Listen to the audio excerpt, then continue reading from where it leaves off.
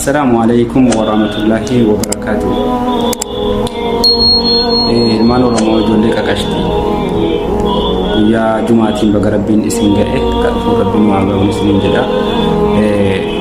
Warra Walloon keessatti dhumaa jirus Rabbiin jaraa wajjin jiraatu. Ijoollee keenya warra mana hidhaa jiranus Rabbi jaraa baasu. Warra biyya Saudi Arabiyaa kana keessatti riskii dhabe Rabbi tokkoon keessanii riskii gaarii isin argachuun isiniin jedha. Inni kan biraa dhaamsi kiyya kanuma. Inni kan biraa immoo viidiyoo nama yeroo argitan like share godhaati. Ammallee YouTube nama subscribe godhaa nama jajjabeessaa like godhaati. Wal jajjabeessaan isiniin jedha. Ani Oromoo kiyya nan boona malee ittiin hin boonu. Isinii galee isinii nan boona malee isinitti hin boonu. Isinii nan boona malee. Kanaafuu yeroo viidiyoo nama argitan like share godhaa. Isin malee eenyu nan qaba saba kiyya qaqashtii.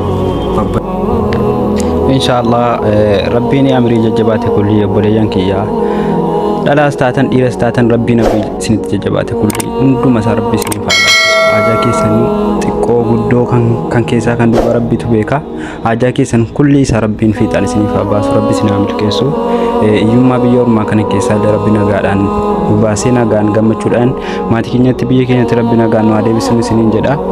Guyyaa Jumaa irraa kana fakkaata inshallah du'aa walii gadhachuun gaarii natti fakkaata. Na akkasiin isiniin jedha viidiyoo kanallee like share godhaati hiriyoottan keessan biraan ga'aati inshallah nama torbee dhufullee nagaadhaan itti deebi'u Rabbi nu haa taasisu. Waan akkasii natti fakkaata warra mana hidhaa jiru kanallee Rabbiin jaraa baasu akkasiin isiniin jedha. Guyyaa gaarii qabaadhaati viidiyoo kana like share godhaati hiriyoottan keessaniif qoqoodaan isiniin jedha. Wassalaamu